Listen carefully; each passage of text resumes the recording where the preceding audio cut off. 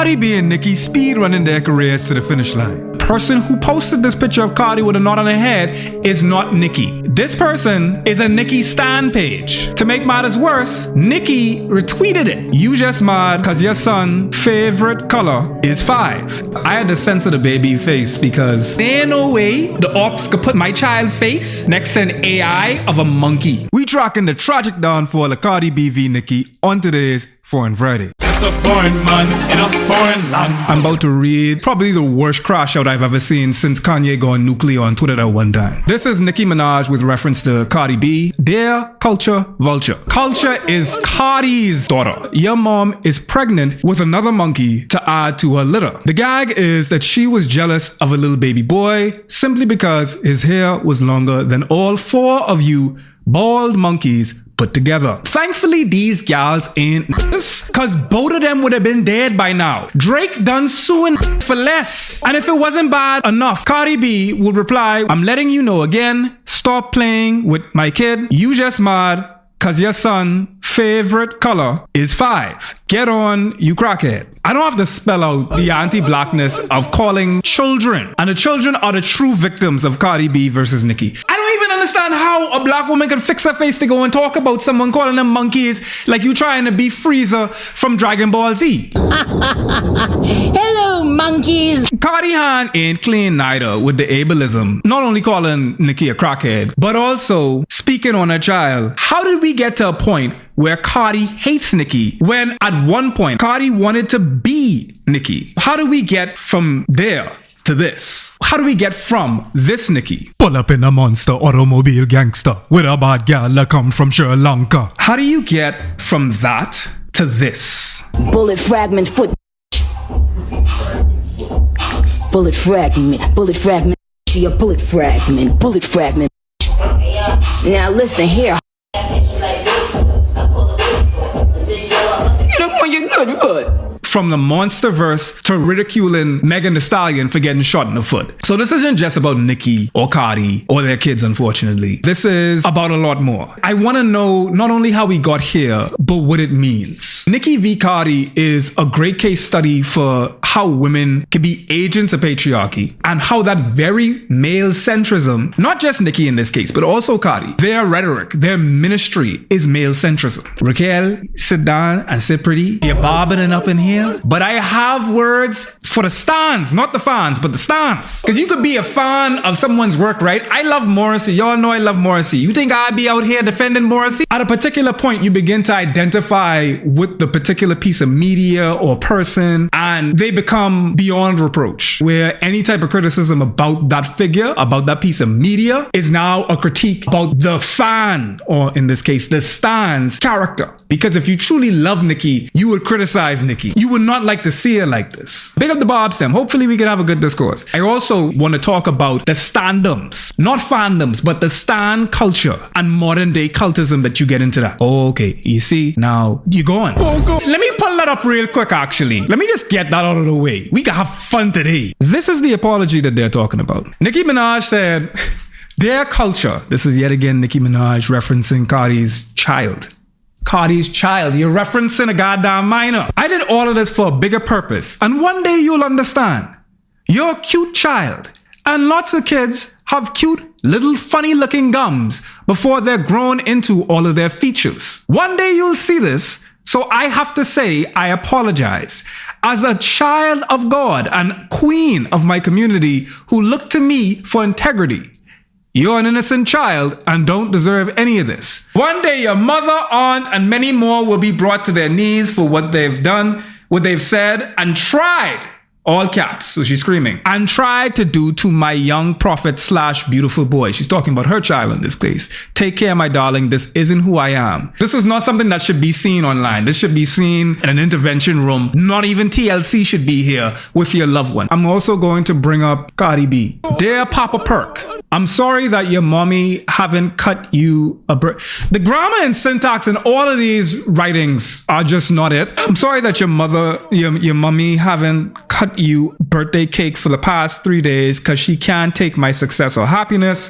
One day you're going to grow up, and I hope you understand when a girl says no, it means no, and you can overcome the kickophile blood you inherited from your grandfather, father, and uncle. Is that libel? Please don't hate me when you grow up because your mommy rather give me more attention than she gives you down.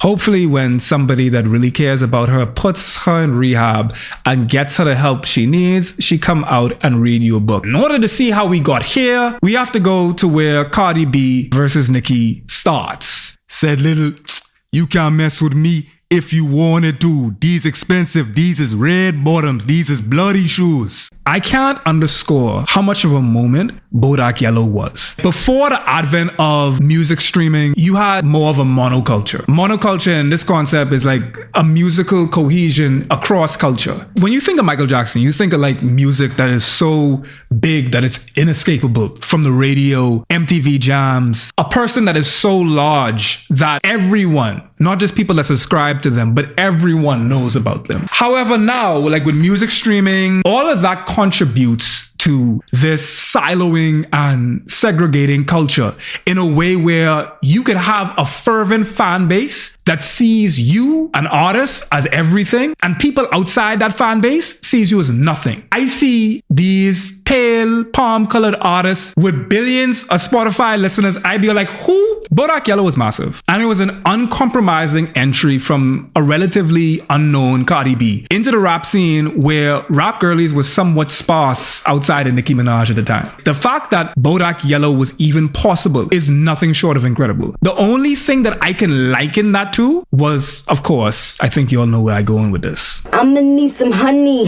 chew it like your gummy, stupid, juicy, oozy, runny.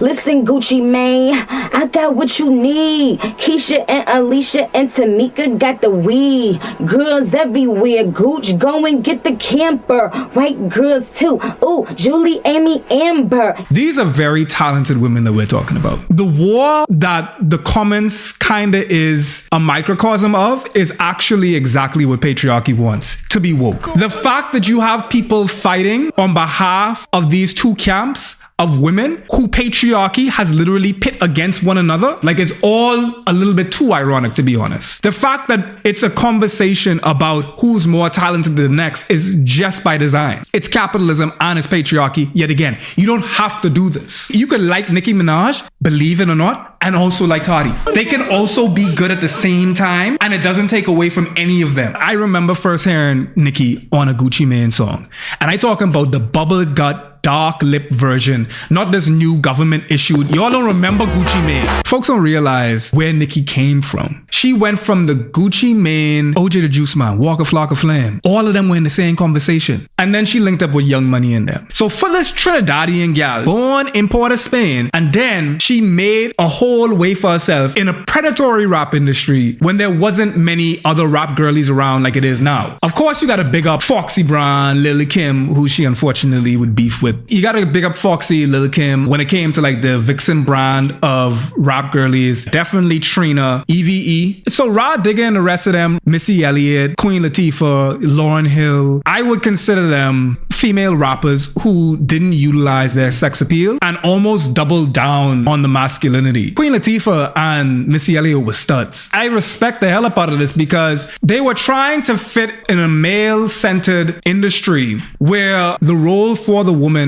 in these cases were the gals dancing in the videos. That's why I call it vixen rap now. What they're doing is very different from what Nicki was doing. Nicki Minaj very much doubled down on vixen rap. Nicki came in between that era of women in rap and the one that she would help usher in, where you got your Lottos, your Sexy Reds, City Girls, and Cardi, of course. To come up in the industry alone and hold her own against a male-dominated class of trap rap that brandish a misogynistic and violent aesthetic. I could only imagine what that was like for her. I hold space for like the traumas that she endured. She established herself as the queen of rap, and she don't necessarily let anybody forget that. And I just was like, I never fucked Wayne, I never fucked Trick. All my life, man, fuck's sake. If I did, I'd menage with him and let him eat my ass like a cock. All right, I get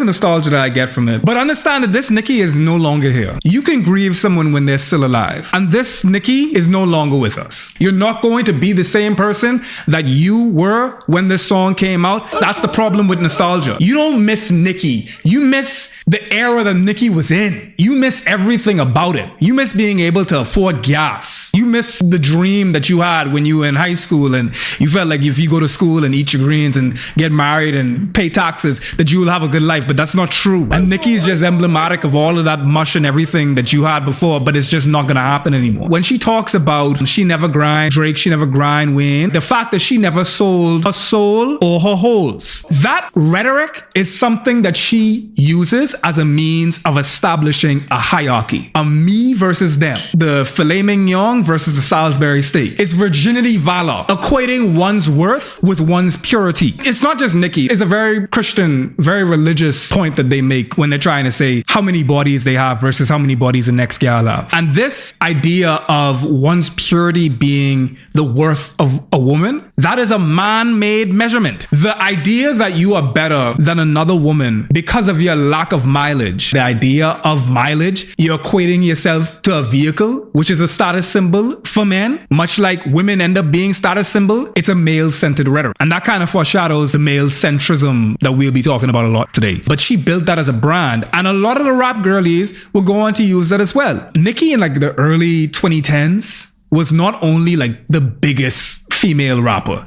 but one of the biggest rappers, period. That is unequivocal, and I want to give her flowers for that. She will constantly talk about her placement in the hierarchy. Am I high again? Yes, I'm high. I'm the highest streamed female rapper again on Spotify. Nicki has had plenty of beefs before and during Cardi. Spoiler, they've all been with women. She's even only beefing Cardi's female children. When Bodak Yellow came out and everyone was bigging up Cardi, people was wondering why Nicki ain't really acknowledging Bodak Yellow like that. Because yet again, this was an inescapable music moment. And that goes back to kind of like what I was talking about before with the lack of female mentorship under patriarchy.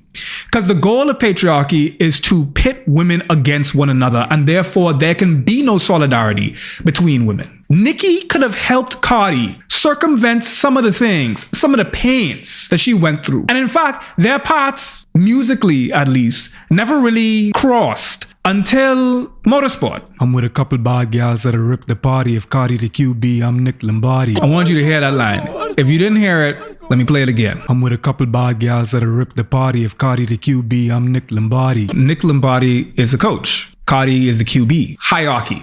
Don't mix me up with these niggas. That's what she's saying. And this could be interpreted as such. She is definitely senior to her in time in the rap game, as well as in age as well. It can also be interpreted as her trying to son Cardi. Nicki and Cardi would finally collab on Motorsport. You saw this whole video. If you're wondering why I couldn't find a clip of them together, that's because they weren't together in the video. And that made onlookers curious as to, well, why? Cardi be talking about Nicki Minaj and Motorsport collab. Keep doing it, like they just keep doing it. They just keep doing it, like because they want it.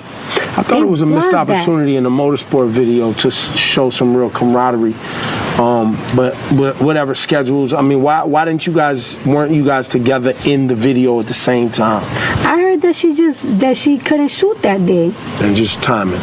I just heard that she couldn't shoot that day, and it's just like people just made a lot of theories of everything, and it's just like.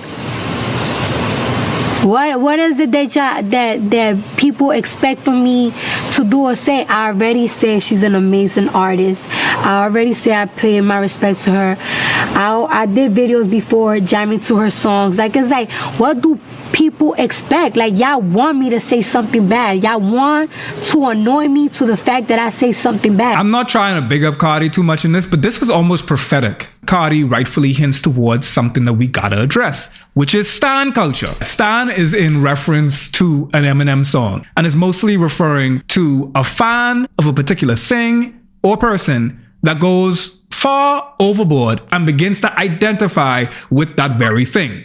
whether it's a piece of media, a person, anything. And the danger with that is that it not only makes it hard to see that piece of media objectively because you associate it with yourself. You can't critique it because you would be critiquing yourself. You would basically get into that bias where you externalize any problem with the thing and you internalize any good thing about the thing. So in Nicki's case, you will say, oh, everybody is out to attack Nicki. And you will never look at it as, damn, Nicki has been in how many beefs with how many women? And yet again, to deify someone, which is to make them above reproach, to deify is to dehumanize. When you make Nicki above reproach, above criticism, you are harming Nicki. This has maybe in some way contributed to the mental space that Nicki exists in. I hope that y'all gonna tell me and say, hey, foreign. Actually, no, y'all have told me. You only eat once a day and you do that religiously? It might be ED. Even like me talking about ADHD. It's just like, foreign, you can't put together a full sentence without going on a different tangent. You might actually want to look into some Visine or Vizine or whatever it's called. I would have never taken ADHD seriously or the idea of having an ED seriously if I didn't cultivate a situation or if I didn't cultivate a community. Nicki, in this case, is a similar thing. So with Cardi emerging into the zeitgeist, she wasn't an entity in her own right. She became a commentary on Nicki's success. They set up as the foil to Nicki. That's a great way to put it. Nicki is Macbeth and Cardi is Banquo. She was the Cora to Nicki's Aang. That's beautiful. It's weird to me how I have witnessed a consistent pattern on how they all paid Nicki Minaj her respect and earnings just to beef with them later on. I genuinely do think that that is a mechanism of this intersection between capitalism and patriarchy that you have in the rap game in particular. I love female rap, but it's unfortunate because the industry is committed to being inclement for women in rap. It's just not designed for their success. If left long enough, probably every woman in the rap game will have beef at some point. Rap beef is essential to rap. And when you bring that into a dynamic of women in rap and the fact that there's an even smaller space for them to occupy in rap as it pertains to visibility, the rap beef is exacerbated in that. Cardi is made to be this commentary on Nicki. She's no longer this person that is independent of Nicki. She has to be in reaction to Nicki. Cardi becomes a commentary on Nicki's position in the hierarchy of the rap game. And it's almost like football. You would swear that fans on the field with the players the way that they be fighting with one another when it's a goddamn football game. Because like in the fans' minds, they are on the field. The players are an extension of themselves. Perfect storm that occurs with a rap beef, especially female rap beef, because you have like this patriarchal element that will pit both women against each other. But you also have this capitalist element that incentivizes the artists to feed into the beef because it makes them more money. So now you have this fiscal incentive to beef. All of these things considered, what was supposed to be a meeting of the current queen of rap, Nicki, and an emerging rap icon like Cardi, it became a cold war. With Motorsport, I kind of felt ambushed. You know, I felt like Quavo at that time was, like, Quavo is my baby. I love Quavo. And at the time, I went on Twitter and I explained how Motorsport came about. And, you know, people were saying that I was lying. So I texted Quavo and I said, hey, just, you know, could you back me up on this? Because, you know, I don't want people to think I'm lying. What do I have to lie about? And he didn't back me up. The only thing with Cardi that really, really, really hurt my feelings was the first interview she did after Motorsport came out. I remember, like, when I first came in the game, if a female of that stature had done a feature with me on it, I would only be, you know, singing their praises and saying thank you. The first interview she did after Motorsport came out, it just really hurt me because she looked so aggravated and angry, and the only thing she kept saying was, "Oh, I didn't hear that verse. She changed her verse." Like, I was like, what? You know, I remember when I first did a song with Trina for the first time. That's why to this day I love Trina, because she is the first female rapper I think that, you know, acknowledged me behind the scenes and said, I want you to be on my album. Till this day, you've never heard me speak ill of Trina just because of that. That's very important. Talk to me about Motorsport, please. Motorsport. Let's get to the music. You liked it? You like it? I like it. You like it? Yeah. I mean, are you gonna Vicky? Are you two? I spoke to her before. I saw her in person before. What happened? We spoke about things. Yeah, I mean, I don't like getting into detail because it's like, I'm not trying to get the gossip. I'm just saying that you good, or you know what I mean? Yeah. Okay. But because you're on a track together, so I wanted to. Well, when I heard the track, right, her verse was in Finnish. Or it's not the verse that is on right now. And Quavo told me to get on the song, and I just felt like it's a perfect opportunity for me to be on a track that's big like them. True. Because those are two big people, and I just started in the game. Yeah. And it's just like, I know that if I get on this record, it's gonna be crazy. Like, who doesn't want it? Yeah, you done your job on that. Yeah, so it's like I'm gonna jump on it, and I jumped on it. She wants genuflection. Like, she wants encomium. She wants praise. She wants, yet again, to establish that hierarchy. She wants Cardi, on being on this song with Nicki, to fangirl like she probably did over the fact that she is in proximity to Nicki. So this interview is considered to be the bullet that gone through Franz Ferdinand's head. Because it was here that the stans would engage in almost a telephone game. The problematic term that people use in the Caribbean actually is Chinese whispers. Essentially, the game is to start with a message, and then it's to see if the message is retained each time it's told by another person. So basically what ends up happening at the end is that the last person gets a far different message than the original. But when you apply it to online culture, an original comment or quote or clip chimp, it gets taken out of context and it's hyperbolized in order to get more engagement. With this interview, something that could have been cleared up with a call probably became the start of a war. In a bizarre video with solo cups in hand, registered offender Kenneth Petty and his associates stand outside on an empty street waiting for Grammy nominee Offset to come outside. Offset, where you at? That's it. Gotta spend that shit. I'm like a Zad, nigga. Bro, I could smell this picture. It smelled like backward beady and ass blood. There better not be no goddamn school nearby. Kenneth Perry is, let me bring him up real quick.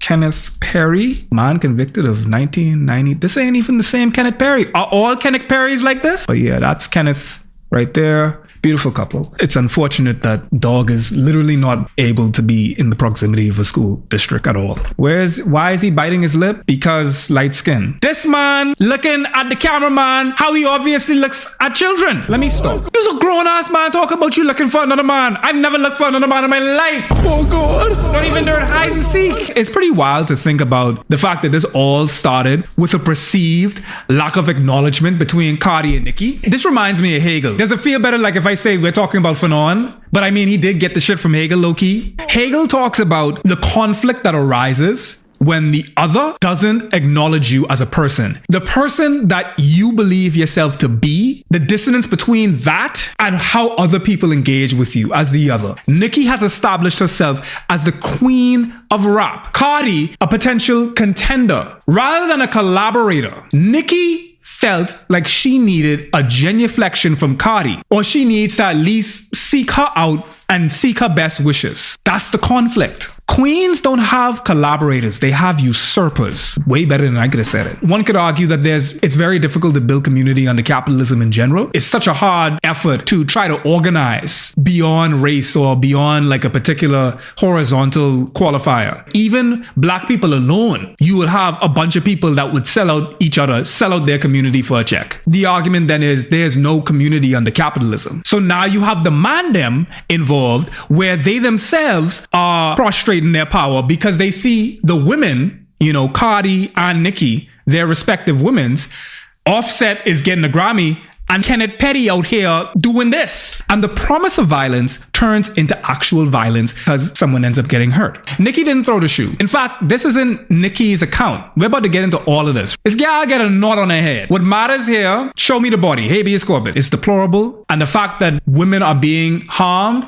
over rap is wild to me, but I want you to notice something in particular. The person who posted this picture of Cardi with a knot on her head is not Nicki. This person is a Nicki stan page. To make matters worse, Nicki retweeted it. If they're verified, this account is making money off of this interaction, this type of engagement, basically making fun of the fact that this gal got a kamoli bump on her head. Nicki thrives off of the concept of the bomb that brings you together. So Nicki is in a perpetual state of war. Nicki has been beefing with someone, most likely a woman, most of her career. So she's in a perpetual state of war. War is good for business. We've seen that with Drake v. Kendrick. I could rely a little bit on international relations theory in here, right?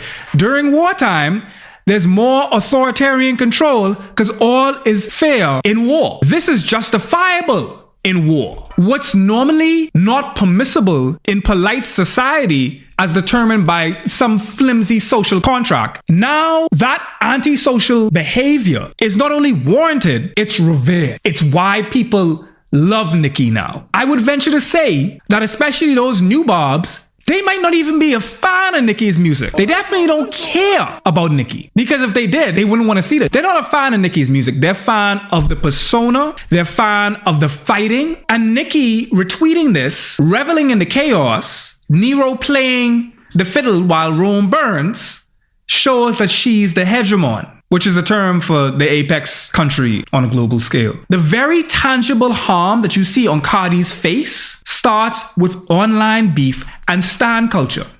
While Nicki herself may not be directly implementing the violence, she's contributing to them. These stan cultures don't limit their attacks to Cardi either. The attacks go beyond Cardi. This is repugnant. I had to censor the baby face because this is absolutely awful. This is why I don't be posting my child online, I ain't gonna lie. Because there ain't no way the ops could put my child face next to an AI of a monkey. And this is a direct result of what Nicki posts. Where do you think they get this monkey motif from? Bringing me to the tweets. Album flop, bread flopped, never want to fight, outrank you in your own gang, shut up, come fight, sympathy baby, couldn't pull 228K, abort mission. Do something, we in New York. Saying culture, you ugly too. So calling the baby ugly. Saying Barney, dangerous, bodega Barney, what up? Your sister can get that chest caved in if you pregnant with another monkey or roach right now. I just saying, for entertainment purposes only. The fact that she could do this, she does not have people around her that mean her well. Culture, you a roach and a monkey like your sister. Cokey B, please don't sniff coke with the baby. Number 4/5, word to Carlos. The fact that this is going to be the reference point that a lot of people who are, maybe a little bit younger, this is going to eclipse the Monsterverse or anything that she's done beyond all of her other exploits. People are going to remember her descent. They won't remember how she got up there. Nicki will say, wear the roach spray. I'ma spray it in that diseased, riddled mouth. Bunch of different cum stains on the new roach for entertainment purposes only. And then she advertises her album. I want to be fair here. Cardi, she ain't helping the situation. Trying to call me out to fight because I'm pregnant. You never have that energy when I see you in person. I seen you at 2 Met Galas and you never have that energy. But where you at? My nigga's outside right now. Where you at? You wish you could call my daughter ugly. Culture is beautiful, and you know that. Your hate is so deep, dark, and nasty because your son nonverbal, because you them up with drugs, so you're jealous of everybody's kids and their happiness. Where are the people that care about you? Oh, she did another one of these? Damn! So she uses the whole government. This is my last time responding to you because this past Twitter now, I gotta see you. Why are we doing this? But first, I'm gonna tell you the truth. You said out your own mouth that the little girl in you haven't forgave your mother. Boy, look, this syntax. You said out your own mouth that the little girl in you haven't forgave your mother yet. And that's because your mom used to stay silent when your dad used to touch on you every time he did that crack pipe. I know you experience a lot of trauma and abuse. Drugs is not going to help you. You need to go to therapy now. I'm going to let you know this today. Your husband is not stopping you from your actions because he lets you do drugs all day to numb you so he can max out your credit card. Yeah, you think I don't know? Them queen niggas that you be letting in your house every time you kick them out be coming and spilling your tea in the hood. But I'm going to be the realest person to ever tell you, you need to get help. Jesus Christ. You need to heal that trauma. You always coming at people every time you see them happy because you got so much trauma and pain that you want to put on others. Your fans are going to gas you up while you literally lose your goddamn mind. You don't have no friends, no family, just that man in your house that let you do the drugs till you pass out so he can spend your money and buy the hood chains. I'm not throwing away my career, my endorsements, going back and forth. You've been doing that, shorty. I ain't gonna lie. Oh God. Back and forth with words, with a possessed drug addict. I'll see you when I see you. What you have here is mutually assured destruction.